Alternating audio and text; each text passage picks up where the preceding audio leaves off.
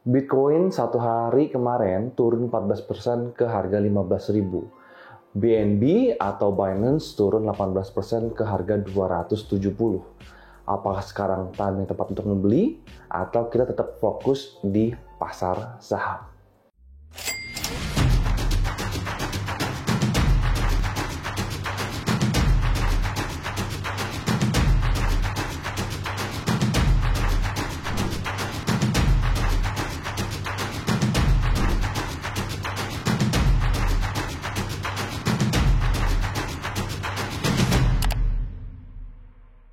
Halo, salam kenal, bagi kalian yang baru pertama kali main ke channel ini, welcome to our channel. Nama saya Yusuf Arifin Yusef. Di channel ini, saya bisa share tentang pasar saham, tentang properti, tentang investasi, maupun seputar tentang bisnis.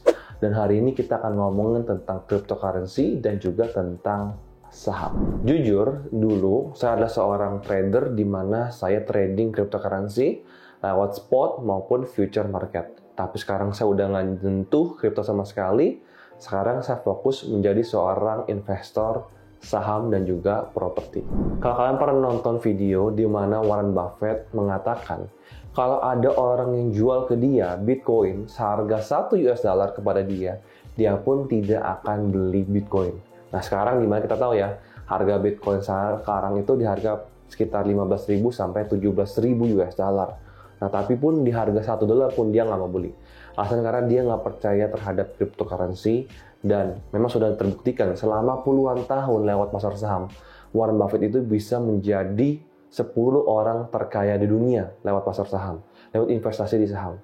Dan ini adalah sebuah praktek yang asli, kita bisa lihat kisah nyatanya, bukan hanya sebuah teori-teori saja. Apakah ada kisah sukses dari cryptocurrency? Jawabannya ada. Bahkan dari teman saya sendiri, di tahun 2020, saya ingat banget dia investasi 200 juta, sempat turun, tapi akhirnya naik ke 2 miliar. Pertanyaannya, apakah portfolio dia bisa bertumbuh setiap tahun? Jawabannya adalah tidak.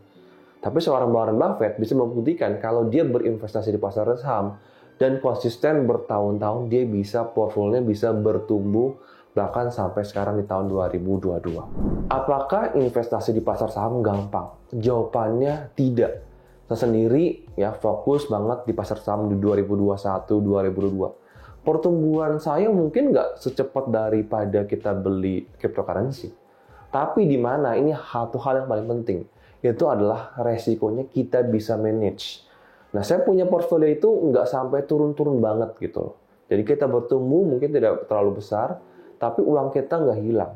Kita coba bayangkan ya, kita kalau misalkan kena investasi bodong, karena kita greedy, kita rakus gitu ya, itu bisa hilang segenap. Kalau kalian cuma mungkin punya duit ya 1 juta, 2 juta, atau puluhan juta ya udah kita taruh di kripto nggak apa-apa. Tapi kalau kalian misalkan duitnya makin lama makin besar dan uang itu nggak gampang kalian dapat, kalian pasti sayang banget untuk invest di kripto. Kalian pasti pingin benar-benar nanti mendalami seperti saya sekarang.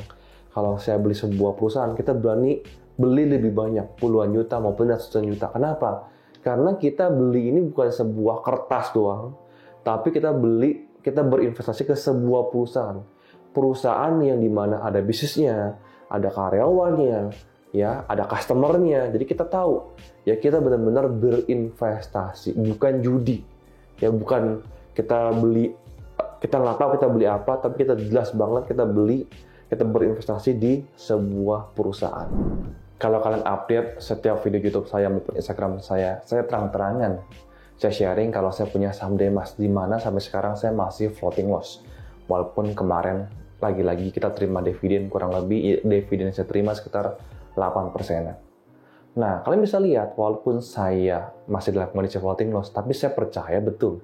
Setiap harganya turun, setiap saya punya uang, saya tetap nabung saham Demas. Kenapa?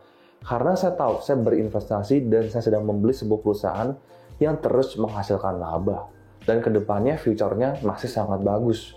Dimana kita bisa lihat ya, Hyundai, Yuling, yang mereka membeli tanah di sana. Karena ya mereka butuh, mereka expand besar-besaran. Ya kita tahu ya, Hyundai, Yuling memang lagi expand besar-besaran di Indonesia.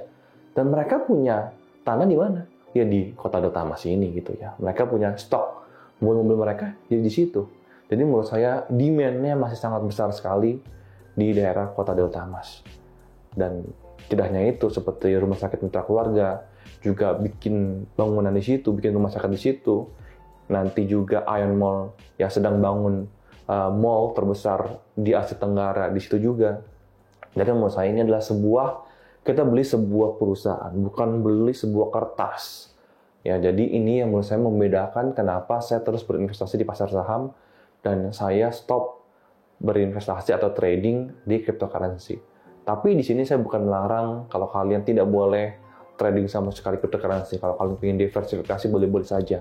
Tapi saya ingin mengingatkan kalian kembali, kalau kalian menaruh uang yang dengan jumlah besar, ya itu bukan lagi kita ingin untung seberapa banyak, ya, tapi bagaimana kita bisa menekan risiko kita sedikit mungkin.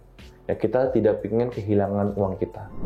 Saya ingin mengingatkan kalian dengan sebuah kisah nyata pada video saya di akhir ini, yaitu kisah tentang seorang trader saham yang sangat jago sekali, yaitu Jesse Livermore. Kalian bisa search di Google, dia bisa untung jutaan US dollar, dan dia menjadi kaya sekali, tapi karena keserakahan dia, dan juga dengan gaya hidup yang tidak benar, maka dia akhirnya memutuskan untuk bunuh diri.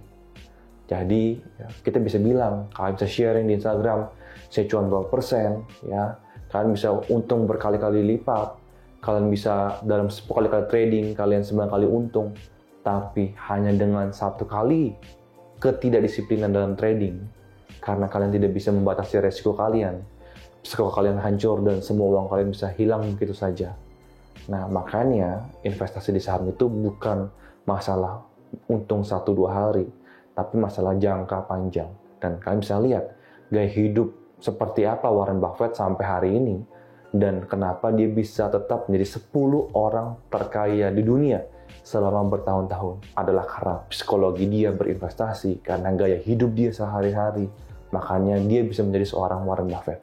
Dan kita sebagai seorang investor saham, menurut saya, panutan kita udah nggak akan lari kemana-mana lagi, yaitu orang yang rendah hati, orang yang terus mau belajar, orang dengan gaya hidup yang benar, seperti Paulo Keng-hong, seperti Warren Buffett, yang tidak berfoya-foya, ya, yang bukan kelihatannya kaya, tapi benar-benar kaya.